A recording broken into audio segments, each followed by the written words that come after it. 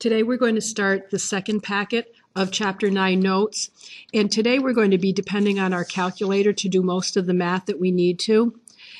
And in this section of Chapter 9, what we're going to learn about is representing angle measurements. Angle measurements can be represented, when you're talking about degrees anyways, in two different formats. The first format is representing them as a degree, minute, and second.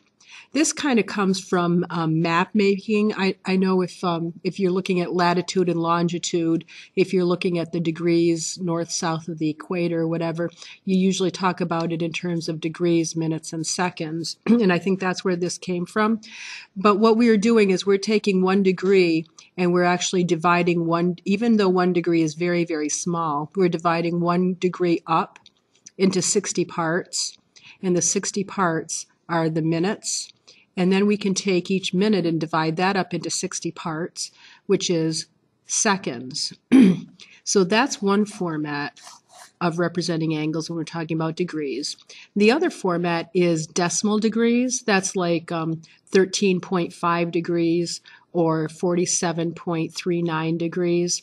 If you have a decimal degree, you have a decimal in it, but if it's degrees, minutes, and seconds, then it's represented in this way. Here's the degrees, minutes, seconds representation. Since there are 60 minutes in 1 degree, you can kind of think of a degree like an hour, I guess. So since there are 60 degrees or 60 minutes in 1 degree, the notation for minutes is just one single quote. So this says 60 minutes is equal to 1 degree. And there are 60 seconds in a minute, just like the clock. And the representation for seconds is a double quote. So there are 60 seconds in 1 minute. Oftentimes when you're asked to solve problems relating to angles, you have to round these angles. Sometimes you have to round them to the nearest minute. And if you have to round them to the nearest minute, then you're going to be looking at the seconds. And if you have an angle that has something with 30 seconds or less than 30 seconds, 29 seconds and down, then you're going to keep that angle to whatever the minute is that it says. Or if you have an angle that has more than or equal to 30 seconds, you're going to be rounding that up to the next minute. It's just like the clock. If you have something that's less than 30 seconds, you'd round it down. Greater than 30 seconds, you round it up to the next minute. Sometimes you're going to have to round angles to the nearest degree instead of the nearest minute. So with the same kind of idea, you're going to be rounding angles to the nearest degree. If you have less than 30 minutes, it's going to be rounded down, or you just keep the same degree that you see. Or if you have 30 degrees or up, it's going to be rounding the 30 minutes or up to the next degree. When we read these angles, this is read 40 degrees, 33 minutes, and 49 seconds. And if we take this particular angle and round it to the nearest degree, then we're going to look at the minutes. And since this is more than 30 minutes, this rounds this angle up to the next degree, and it's just 41 degrees to the nearest degree. If it's a nearest degree, you do not put minutes and seconds. On the other hand, maybe they asked us to round it to the nearest minute. So if we have to round it to the nearest minute, what we look at is the seconds. So since these seconds, 49 seconds is greater than 30 seconds, these seconds are going to round this up to the next minute. So you have to put the 40 degrees in there. Don't forget this. A lot of people forget to put the 40 degrees in there, but 33 minutes is rounded up to 34 minutes because the 49 seconds rounds it up. If you want to go back and forth between degrees, minutes, and seconds notation and degrees decimal notation, there's a special button you can press on either the graphing calculator or even scientific calculators have this button. So sometimes we're going to be asked to convert an angle like 57 degrees, 45 minutes, and 17 seconds. This is degrees, minutes, and seconds. If you wanted to convert that to decimal degrees, it doesn't matter what mode your calculator is in, but we usually try to make sure the mode is degrees mode. So what we're going to do is to enter 57 degrees, we just type a 57 in. And then there's a button here, the APPS button. If you can read that blue, it says angle. So we're going to hit second apps, which is angle, and then we have a choice of things. The first choice we have is this little degree symbol. So choice 1 will show us that it's 57 degrees. If we want to type in 45 minutes, we type in a 45. Then we're going to hit that same button again, second apps, and now we're going to choose option 2, which says 45 minutes. Now the seconds is a really tricky place to find on this calculator. You're just going to type in a 17, but the seconds are not in that under that same button. It's actually, if you can see my calculator, it's green. Yours might be blue, but on the plus, on the addition button, over here on the right-hand side, this is the seconds notation. So in order to get there, I have to hit the alpha button, alpha, plus, and then I'll have the seconds coming up. So there's 57 degrees, 45 minutes, and 17 seconds. And if I hit enter, the calculator displays this as degrees decimals. This is 57.754722 degrees.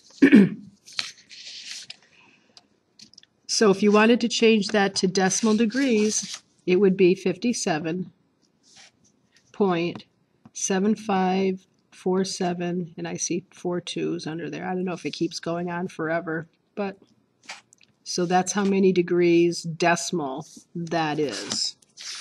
If we need to go the other way, if we want to convert from degrees decimal into degrees, minutes, and seconds, there's a special button on the calculator called DMS.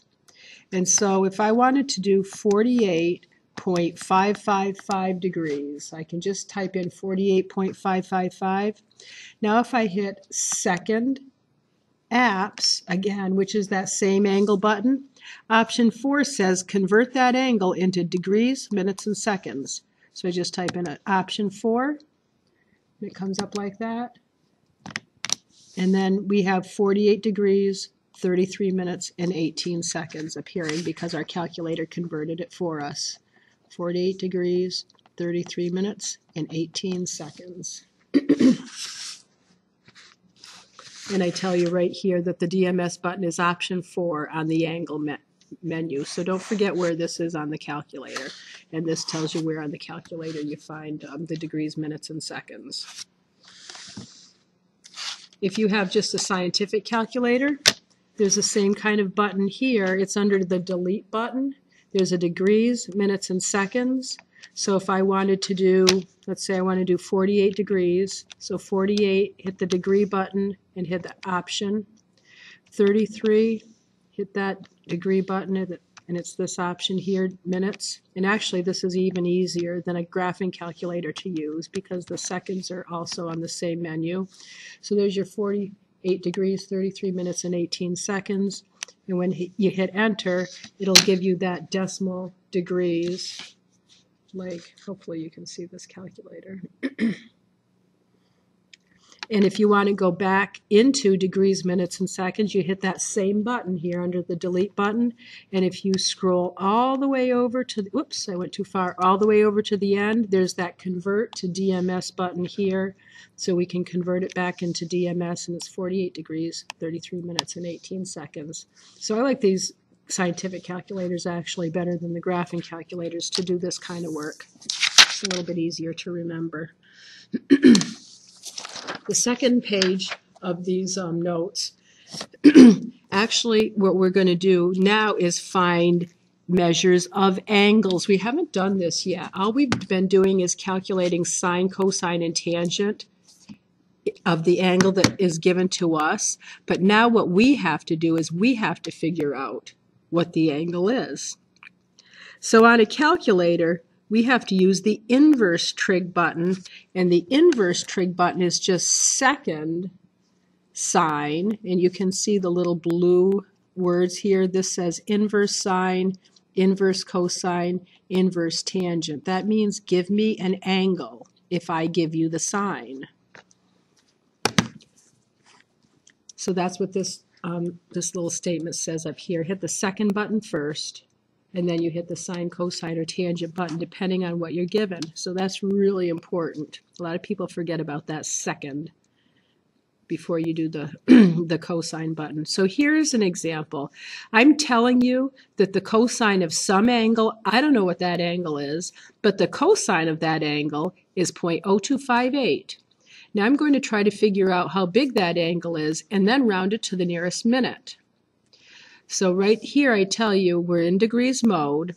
We're going to hit the inverse cosine button, which is second cosine. So inverse cosine of 0.0258. And when you hit enter, you're given back 88.52. This is degrees decimal. But if I wanted to round this to the nearest minute, then I have to convert that into DMS, which means I hit on the calculator second apps, and option 4 converts that to DMS, and what I have is 88 degrees, 31 minutes, and 17.777 seconds. Well, if I want to round this to the nearest minute, I look at the seconds. 17 seconds is less than 30 seconds, so this rounds to 88 degrees. Don't forget to put 88 degrees in there. 88 degrees and 31 minutes. That's rounded to the nearest minute.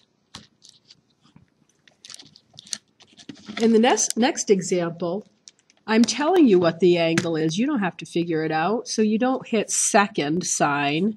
You just hit the sine. We want to do the sine of 57 degrees. So 57 second apps, option 1, 45 minutes, second apps, option 2, and 17 seconds alpha plus, and now we're going to get the sine of that angle.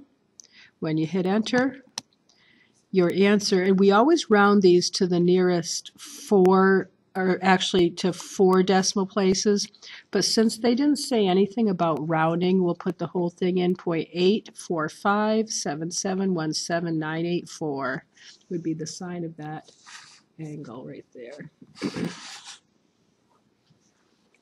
Now we're going to find the cosine of a negative angle. So it's just the cosine. We already know the angle, so it's not a second cosine. It's just cosine of negative 250 degrees, second apps, option 1, 40 minutes, 40 second apps, option 2. And now we have this cosine. I believe this is a quadrant 2 angle if you rotate it around in a clockwise position. So that's why this cosine is negative. So negative 0.3310634179 is the cosine of that negative angle. The next one is, let's find the secant of 25 degrees and 40 minutes. Well, there is no key for the secant. But we know that the secant, and we've done this before, we know that the secant is 1 divided by the cosine. So in our calculator, we're going to do 1 divided by the cosine of 25 degrees and 40 minutes. So 1 divided by cosine 24, second angle, option 1, 40, second angle, option 2, and that would be that great big long number here, 1.109472591 would be what our calculator tells us. So this next section says on your own. So I truly want this to be an on your own. So tomorrow in class, and only those of you who are actually listening to my voice right now are going to be able to do this, I would like you to convert these angles, like this angle right here, into degrees, minutes, seconds. And remember, all you have to do is hit that DMS button. And if you want to use a scientific calculator, it'll work. Graphing calculator, it'll also work. If you want to find the angle, now these are finding the angles, all of these. So you have to hit second sine of that number, second tangent of that number, and second cosine of that fraction. So remember, hit the second button first, and then it'll tell you the angles, but now I would like you to round this. So make sure that you round these to the nearest minute. You're going to have to convert it into DMS if you want to round it to the nearest minute, because you're going to have to look at the seconds. Nearest degree, you don't have to turn this into DMS. You can just look at the decimal degrees. And then the nearest tenth of a degree, that is in degrees decimal if it's a tenth of a degree. And then the cosecant, remember, is 1 over the sine of that angle. And I want this rounded to 4 decimal places. So this example 5 is like this example up here. So you do these on your own. It shouldn't take you very long. And I will talk about this in class tomorrow.